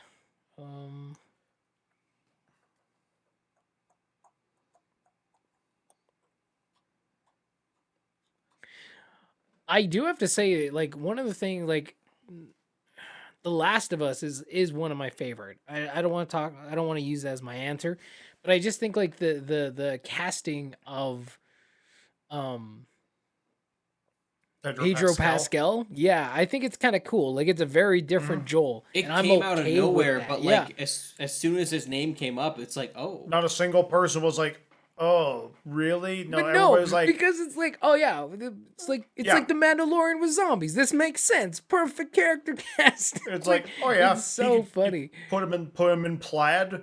It'll be fine. Yeah, like because Joel is like very Texan, very white, right? Like, it's a different take on him, but I think it's okay. Like, it's cool. It doesn't bug me at all. So that's a casting that I didn't see coming, but that I was okay with. I was like, yeah, I'm okay. 100%. Like, to me, at the end of the day, as long as you're putting like good talent in there, it's probably gonna be okay, right? Because good talent can make things work. They become and can and really like encompass totally different characters. Yeah. Well, it's like I heard. I don't even know if this is still happening. I hope it is. But I heard like they're doing a Duke Nukem movie, and I heard that like they're casting John Cena as Duke, and that Michael Bay was going to direct. And I'm like, that is the perfect combination for Duke Nukem. Of all the things for Michael Bay to adapt, Duke Nukem is perfect because it's immature, it's big, and it's stupid. Good Those are old all. Dookie. Good old Yep. Dookie. And John Cena can play Duke Nukem. Like, I have no doubt in my mind, especially after watching like him as Peacemaker and Suicide Squad. I'm like, yeah, no, that's you amp up his corniness a bit, and that's Duke Nukem. Yeah, it's pretty So, close. Yeah. Yeah, man. So Oh man, I'm having a hard time with this. I'm having a hard time with this question, Prosser. that's fair, man. Really am.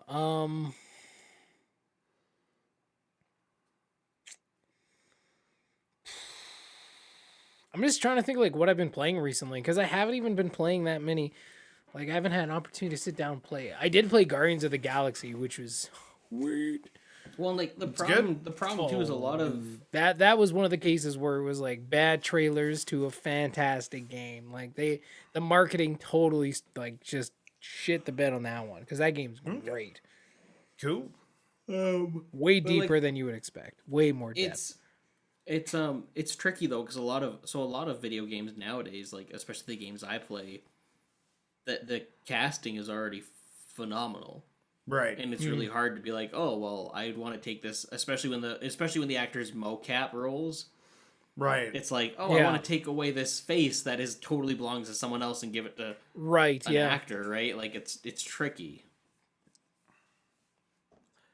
Well, because again, at this point, if you were casting Kratos in live action, like Christopher Judge, like he played that character in God of War. Like they mocapped him. It's his performance.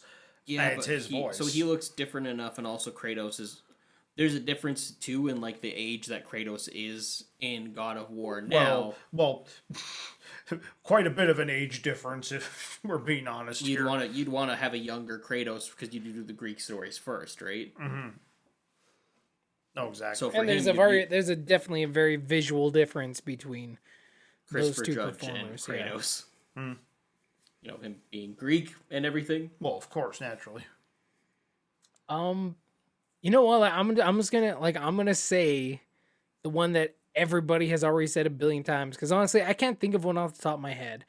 Like I'm thinking of like, Ezio. Who would I want that to play though in real life? And I'm like, but the voice, like that's the problem, right? Like a lot of the performances that they bring, the reason they're your favorite, it's like not A, the writing is great, but like B, the performances are also really great and really elevate the writing. So it's hard to put someone else's like. That's not a job I'd want in Hollywood. Not gonna lie. Like, take a great character and then like, okay, find a human version that's gonna work here. The Like, only that's one I know that's been universally tough, agreed man. on. The only one I know that's been universally agreed on is Nathan Fillion as Nathan Drake. That's what I was gonna say. I was like, dude, if we're doing like an older Nathan Fillion, older Nathan Drake story, yeah, bring in Fillion. Like man. you The saw the problem is short he's film just with him, older, right? right? What's that? You saw the short film that he did with Yeah, him, right? yeah. That's And amazing. like he was And, fucking and the perfect. guy is like the most ridiculous thing about that is he's so spot on. Not only like vocal qualities does Nathan Fillion like sound so much like Nolan North. like in the way how they deliver those kind of lines for that character, like damn near like the guy even looks like freaking Nathan Drake. You know what I mean? Like the guy visually looks like Nathan Drake. You see that cat, you're like, ah, Nathan Well, that's- Drake. Once again, that short film came out, and everybody's just like, just give me an hour and a half of this. Yeah, then exactly. then they 'cause were it was like- so good. I want to say there were whispers for about a week that like, yeah, like they're gonna do it, and then they're like, Tom Holland. We like Tom Holland, right? Yep. No, it was Mark Wahlberg back then. Yeah, that was back when he was supposed to play Nathan, and Yeah. then they're like, nah, he's Yeah. Sully, and I'm like, Like this why? thing's been in development and like pre-development for like freaking 8 years or 9 years, something ridiculous like that. Well, But, that like, was yeah, the big no, thing. they- People like- were like, oh, Nathan Fillion's too old, and then they cast Mark Wahlberg, who's the same age as him, and it's like, what? I'm just This like, I'm is just gonna saying. come way out of left field. So if I had to pick a game to choose, I'd pick LA Noire, and I would actually pick Bill Skarsgård as the lead. Oh. I haven't played LA Noire a whole lot, but like knowing that main character, that would work. Yeah.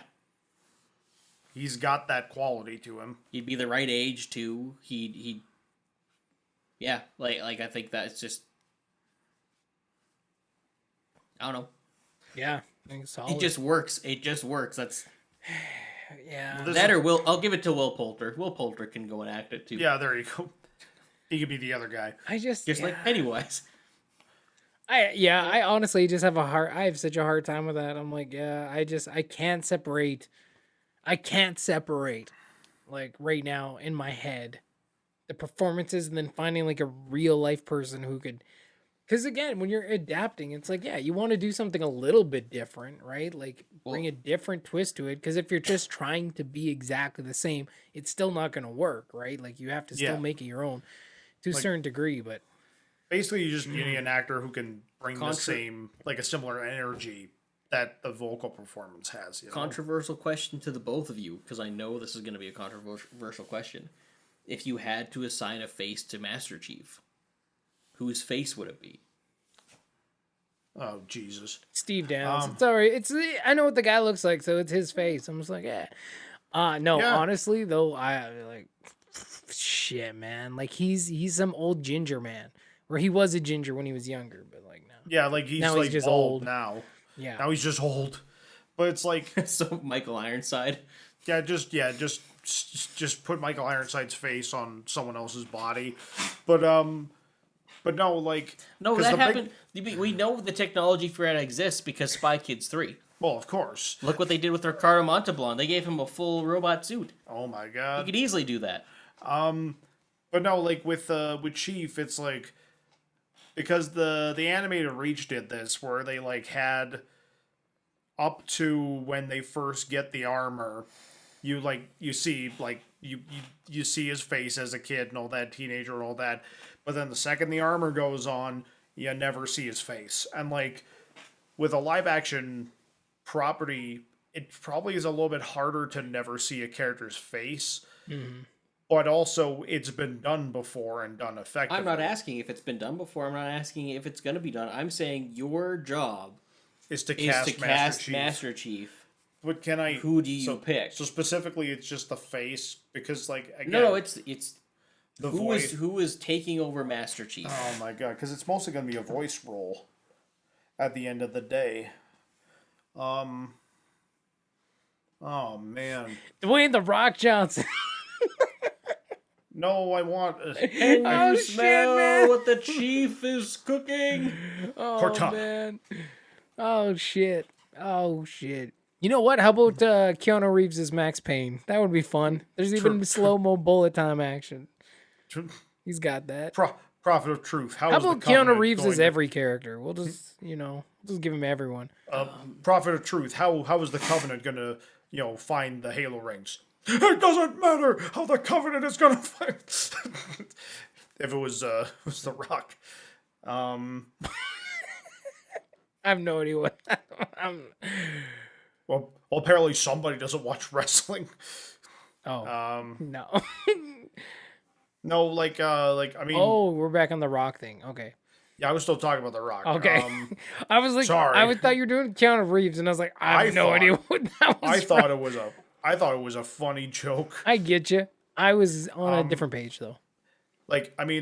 Obviously, with Sergeant Johnson, Idris Elba to me would be the obvious choice for live action Johnson. He would friggin' rock that shit. But with Chief, it's because you need somebody who's got the voice. Years ago, I would have said Vin Diesel, but he's not right at all. It's a different timbre of voice because yeah, Chief has a deep voice, but he doesn't have a no, he doesn't have a Stallone voice. He is a Chief's is it's gravelly. Yeah, it's cancery, man. Sounds like the guy's just gonna die all the time, but he sounds so cool. Yep, Master Chief. Well, it's what me and you were talking back a couple nights ago, where I kind of got really intense with you about voice acting, and when there's an established character that already exists, whoever you cast, it is your job as the person who was cast to do the best impression of that character. Like, you don't just go in and go like, well, I'm just going to do my interpretation. If it's a well-established character, like Mario, if it's a well-established character, someone name another well-established character who has a very distinct sound to them. Like Kermit the Frog. Your goal, Mickey Mouse, Goofy, Donald Duck. Your goal isn't to go in and be like, well, I'm going to make Donald sound like me. Hi, I'm Donald Duck. Quack, quack. exactly, Like, Quack, Yeah. quack. no, you need to, same thing with any of the Looney Tunes. Your job as a voice actor is to go in and do the best impression of that character that you can to get the job. It's like even going to like the whole Chris Pratt playing Mario thing. I was thinking about it, and honestly, maybe this is where we find out Chris Pratt's an amazing voice actor, because I've heard him do kind of a higher pitch voice before. If he's gonna give it his all and do like a Mario impression, And I'll give it a shot. And honestly, he must have done good enough in the auditions, right? It's not like No, I don't trust that. With You don't- Hollywood, you I just- don't trust that, because I doubt they auditioned him. They're probably just like, oh, Chris Pratt. Yeah, they could have done that. But- I guess he's high enough now, but I still feel like I feel like sure maybe for like a live action type thing, but I feel like for voice you have to hear what they're gonna bring to the table. And that's the thing, is like I need to hear it first. So as long if all the actors they cast are just going in playing themselves, yeah, I don't gonna be want a it. problem. Like, And I think but if they're and Chris Pratt himself, like, and not like doing a Mario impression, I have no idea how good or not he is at that. But like in the Lego movie, I think he did a fantastic job as a voice actor. Like sometimes you get a lot of performers who are mainly like live action performers go into voice acting, but it's not like they don't have the energy. they don't for have it. like the energy. It's not the same, right? Because voice acting is really its own different subsect, and people Yeah. professionally trained to do specifically just that, and they're the best at what they do. So when you it's bring like- in the like- Hollywood people, they're not always as good. But I always thought Chris Pratt was a pretty solid voice actor, at least as far as the performance goes in his own right. Now, as Mario, I have no idea. I have no idea. But then when they It could announced go him as either way. Garfield, how did you react? I'm like I feel like he could be a very good lazy slob, Right? Like, Like Garfield wasn't even remotely Yeah, a stretch. nobody- I'm like, oh, Nobody was like, "Oh, Garfield. Oh, yeah, he could do it." but like he, Like, that yeah, one's- but like you said, Garfield isn't as like an established voice, right? Like last time they had Bill Murray do it, right? Like But you Garfield still has have a to have that specific- slow kind of like, there's a specific. But it doesn't have to be energy that like- he has. it doesn't have to be like whereas Mario is like so established, Woo. right? Like it's just like you have to be able to nail that or people are going to get pulled out of it right another now. good example, the Scoob movie. Oh, geez. Because yeah. because Scooby Doo, they all have very distinct sounding voices, and then Scoob, no one sounded like themselves Not even a little. except for Scooby Doo because that's Frank Welker, but everyone else sounded like completely different characters, and it was just like, that's weird. I don't like that. And then what was the other one I was thinking about too? Nope, it's gone. It's fine. It's gone. But no, it's the idea of these characters. Like if you recast SpongeBob and gave it to someone other than Tom Kenny, Yeah. It'd be and weird. it didn't sound like Tom Kenny, it would be off. Yeah. Even like with Bugs Bunny, when Mel Blanc died, they had to get all those characters suddenly had to get different voice actors because no one could do all the characters like Mel Blanc could. So, but they got characters that if you put side by side the characters in Space Jam to the characters in the old cartoons, there's slight differences, but they still sound It's the not same. pulling you out. Yeah. Yeah. because they cast the right people. Recently, And voice also acting because- has been slacking on that. One also because Billy West is a beast. Billy West only voiced Bugs and Elmer, I think. Yeah. Really? Yeah, I thought he did more. no, Oh my god. But that's the problem is Hollywood is not kind to voice actors. That's why there was that voice actor strike years ago that apparently did nothing. Yeah, that sounds about right. And I think they need to be better. Like it's such a unique craft and it's so specialized. And if they've been studying it for their whole life and they're just so good at it, they can create so many characters and so many voices that you don't even know are them. Yeah. Like when I think of Troy, what's Troy's last name? Troy. Which Troy. Like from Community? No, Baker? no, Troy Baker. Troy Baker. Thank you. I couldn't remember his last name. Like he's in freaking everything, right? You know him in like Nolan North and like tons of stuff. But like when I found like when you hear like Troy Baker, you're like okay, Troy Baker. But then when you hear him as like Joel, you're like, what? This is the same cat doing this voice. It doesn't even sound anything like him. Like I just wouldn't have guessed it at all if I didn't know that he did the voice of Joel. I like from his past work and like his other like more like voices that are a bit more similar to each other. But that guy's a freaking chameleon in voice acting. And that's what I'm saying. Like Tom Holland can't just roll up in there and all of a sudden he's rolling as Joel. Like he can't. He can't. It's not his specialized craft.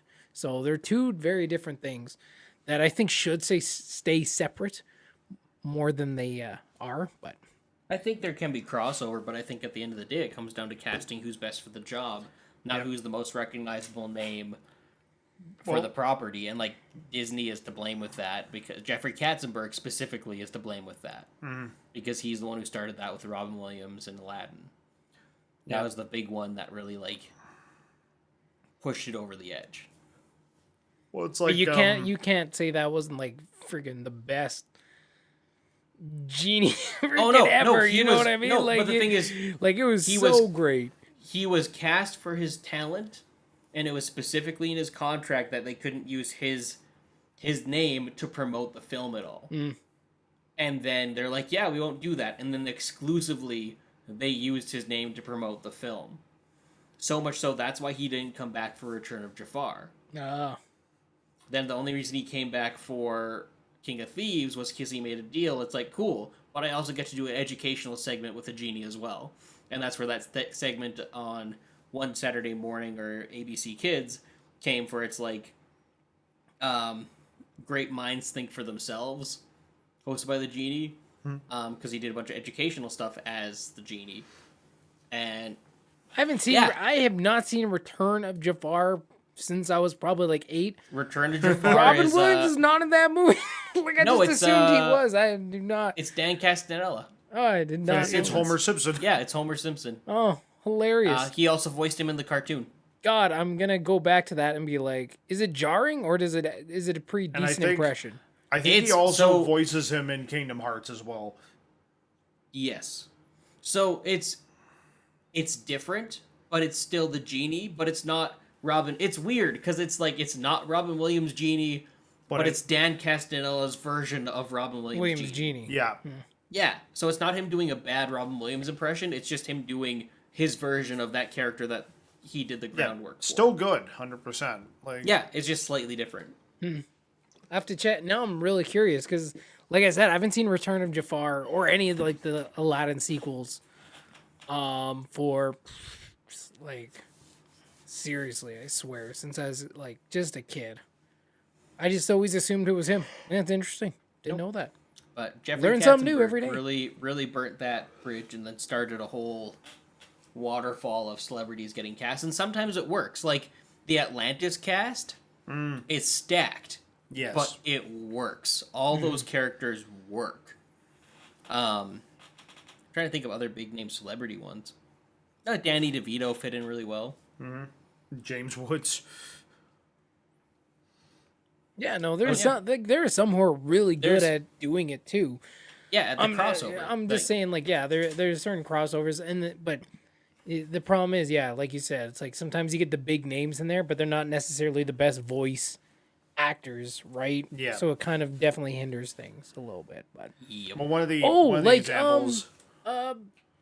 what was that Pixar, was it Pixar one that came out with the magic and stuff just as the pandemic was hitting? Was it Onward?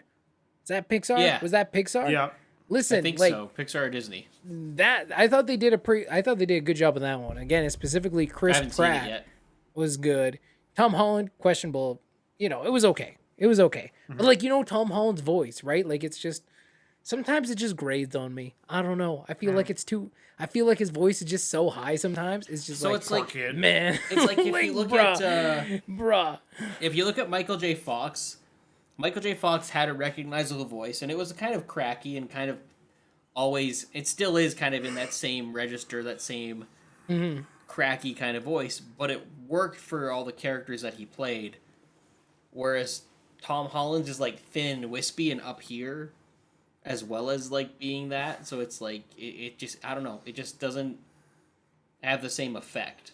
Yeah. Yeah, like his voice just doesn't have it doesn't have weight to it.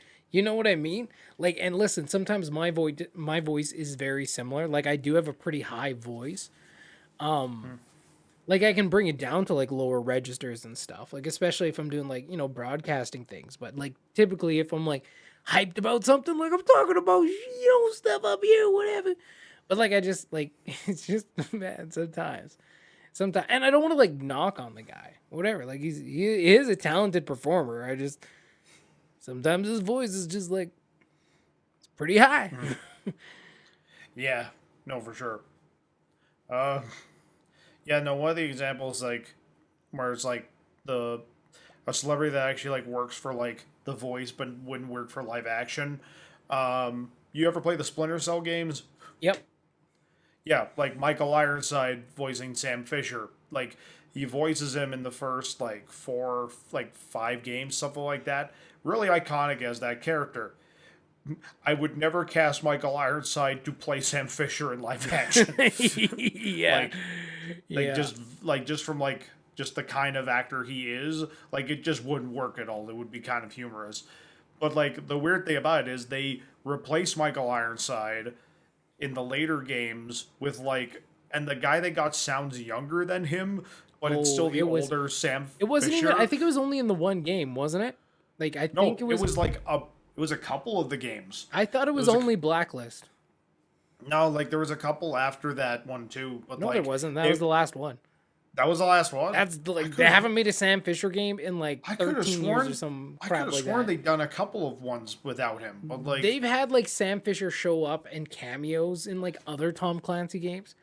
well, that's the thing. Like But I don't when know if they it was brought him Ironside into on those ones. it was like when they brought him into Ghost Recon. Yeah. They brought him back and like they made a big deal about like Michael Ironside returning, and they gave him this like friggin' beard, like he's older again.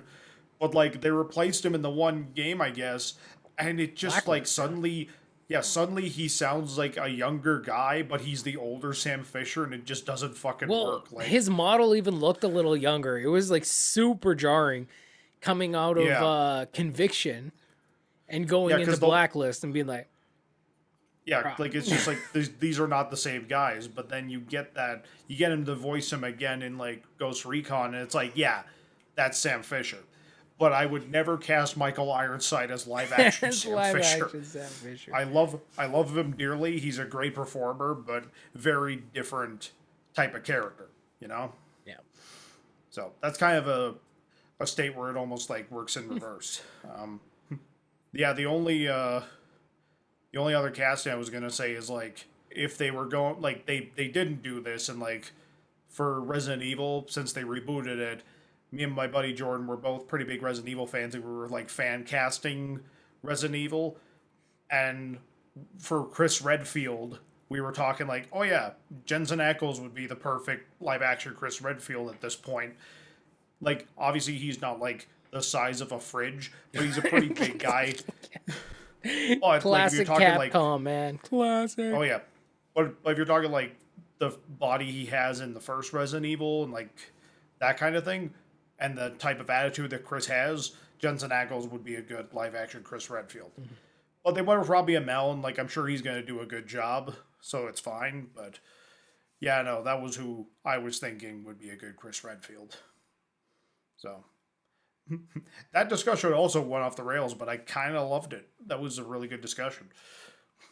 A lot of different aspects. Like, yeah, when you talk about, like, I don't know, that's why we love talking about, like, film and stuff, and we call it a feast of films, because anytime you talk about film, like, there's so many different aspects, there's so many different, like, angles you can look at it, and often we all have very different opinions, especially when it comes to caramel apples. God damn it, Prosser.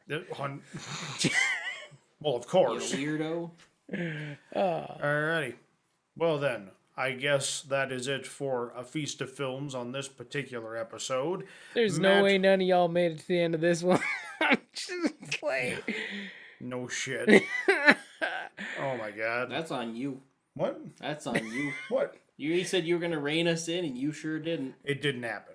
That's fine. No, though. it did. Once we started talking about, once we got off the food thing, it at least took it down and, like, we just focused up a bit more. That was funny though. Yeah, that was was funny, really man. funny. I was crying. That was hilarious. Terrible. But Matt, where can the people find you? You can find me over on gamingnightradio.com, my podcast, other than this, Gaming Night Radio. It's a great time. We talk about celebrate the best of gaming, call out the worst. Gonna have a review coming up. Wait, what day is this podcast out? Monday. Yeah, I don't know. Tuesday, always drop an episode Tuesday morning at like 1:15 in the morning. But you can watch it anytime. You don't have to stay up to 1:15. That's up to you. I just like to get it out there so it's out there when you wake up. Surprise. But also later that week, I'm going to be dropping a review for the Guardians of the Galaxy game, which I already did talk about. And it's absolutely fantastic. Like, it's such a good game. The marketing totally blew the pooch on that one. There's so many aspects in that game that the marketing didn't even touch that is just, it's like, wow, this was not the game I thought it was going to be. So very excited about that. But yeah, you can find Gaming Night Radio on any of your podcast platforms. Sweet deal. Come check it out. All right. Ethan, where can they find you? You can find me on Instagram at Ethan R. Hill. You can find me on YouTube at Ethan R. Hill. And you can find mine and Jesse Prosser's feature film, Damned Rights, for sale, for rent, to stream, to download on realhouse.org. Just type in Damned Rights and you will find it. Sweet deal. And what about you? No one cares. Oh.